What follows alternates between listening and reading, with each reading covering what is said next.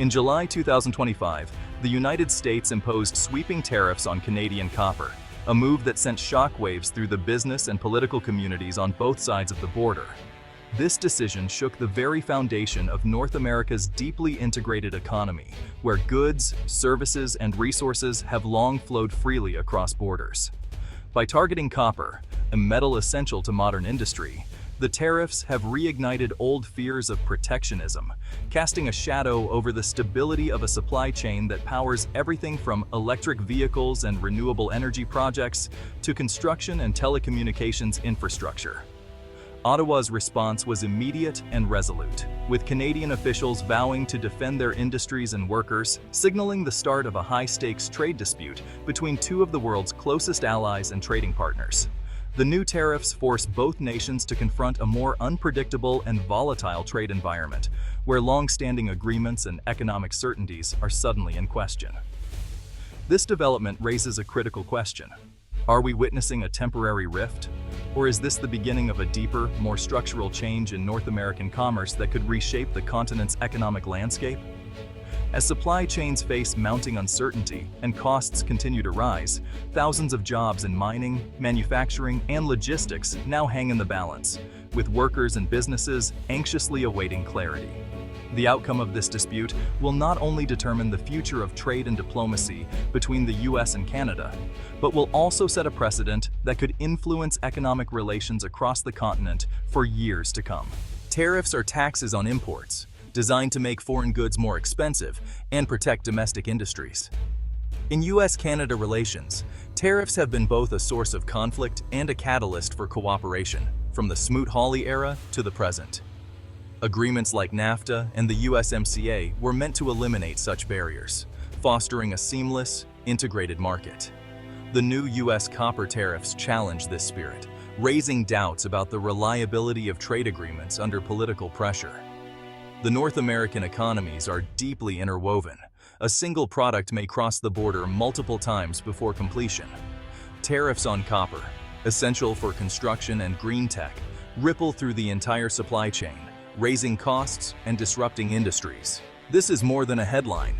It's a direct threat to North America's industrial competitiveness. The U.S. Department of Commerce recently announced a 15% tariff on Canadian copper, citing both national security and the need for fair trade practices. This move marks a significant shift in the long-standing trade relationship between the two countries, and has quickly become a focal point of debate among policymakers and industry leaders. Officials argue that surging Canadian imports threaten the viability of U.S. mines and smelters, claiming Canadian producers benefit from government subsidies and looser environmental regulations, which they say create an uneven playing field for American companies. The administration insists these tariffs are vital for the long-term health of the American copper industry, which is seen as essential not only for economic reasons, but also for supporting the nation's green energy transition, including the production of solar panels and electric vehicles.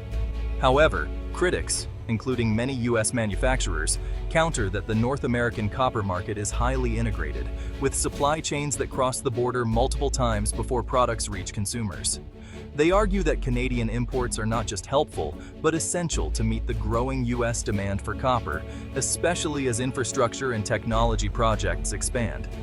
Many see the move as protectionism driven by a few domestic mining interests, rather than a response to genuine security concerns, and worry it could backfire by raising costs for American manufacturers.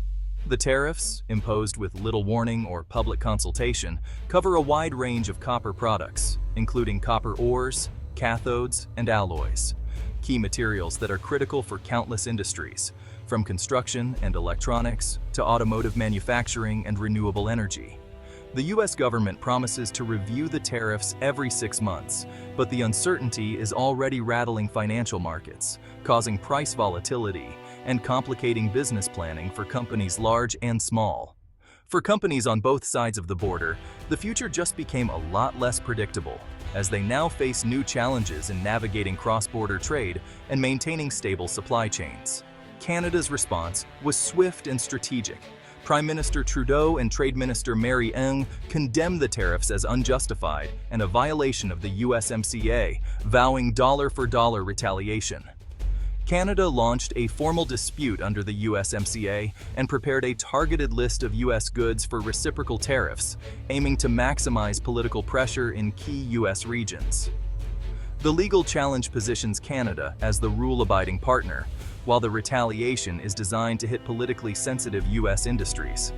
Canadian officials also ramped up diplomatic outreach, emphasizing that tariffs on Canadian copper hurt American manufacturers and consumers as much as Canadians.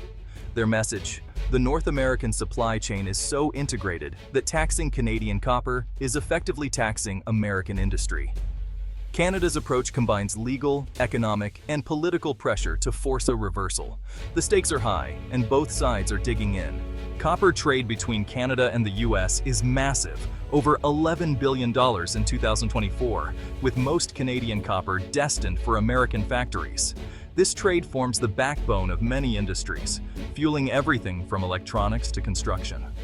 The sheer scale of copper moving across the border every day highlights just how interconnected the two economies have become over decades of cooperation. The supply chain is tightly linked.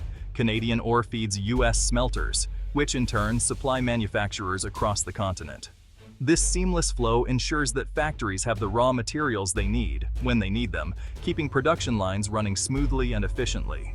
The new 15% tariff disrupts this flow, raising costs for U.S. smelters and manufacturers, and threatening jobs on both sides of the border. Suddenly, what was once a reliable supply chain is now burdened with uncertainty and higher expenses, putting pressure on companies to make tough decisions. Economic models predict thousands of job losses and higher costs for industries like automotive and construction. These sectors rely heavily on affordable copper, and even a modest price hike can ripple through the entire supply chain, affecting everything from car production to new building projects. Even a small cost increase can tip thin-margin industries into the red, leading to layoffs and stalled investment. Companies operating on tight budgets may be forced to cut jobs, delay expansion, or even shut down operations entirely if costs continue to rise. The uncertainty also chills cross-border investment, as companies hesitate to expand in a climate where trade rules can change overnight. Investors and executives become wary, putting off decisions that could create new jobs or boost economic growth. The risk isn't just to copper, it's to the entire North American economic model. Disruptions in one sector can quickly spread, threatening the stability and growth of industries across the continent. Policy unpredictability could drive investment elsewhere, weakening the continent's global competitiveness. If North America is seen as unstable, global investors may look to Asia or Europe, shifting opportunities and growth away from the region for years to come. The copper tariffs hit U.S. manufacturers first, raising costs for wiring, plumbing, machinery, and electronics. Companies must choose between absorbing costs or passing them to consumers. Either way, competitiveness suffers. The construction and automotive sectors, especially electric vehicles, are particularly exposed, as copper is essential for both. The tariffs act as a tax on the green transition, making EVs and clean tech more expensive and slowing adoption. In Canada, mining communities face layoffs and stalled projects, with ripple effects on suppliers and local economies.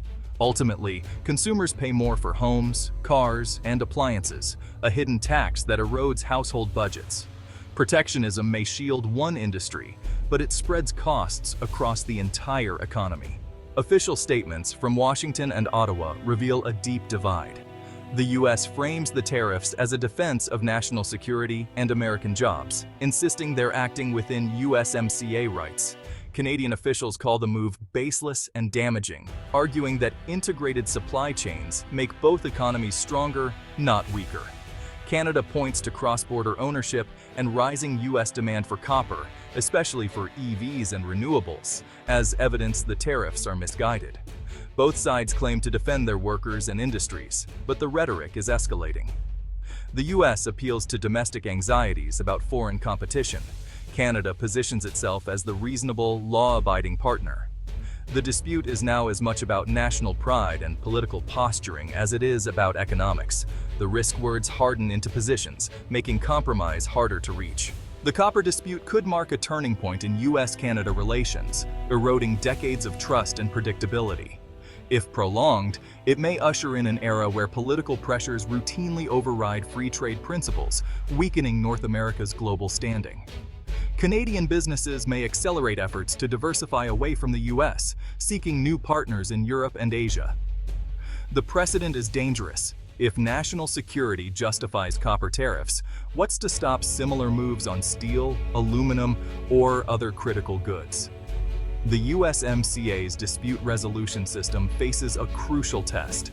Its success or failure will shape confidence in the agreement. At a time when Western democracies need unity to counter global rivals, a trade war between the US and Canada sends the wrong message. The long-term cost could be a diminished role for both nations in shaping the global economy. The US tariffs on Canadian copper have triggered a major diplomatic and economic crisis, threatening a trillion-dollar trade relationship. What began as a move to protect US industry has escalated into a clash of economic philosophies and a test of the USMCA's durability. Both sides are deeply interdependent, and the fallout is spreading to industries, workers, and consumers far beyond the copper sector. The long-term implications are profound: eroded trust, potential trade diversification, and a weakened North American bloc.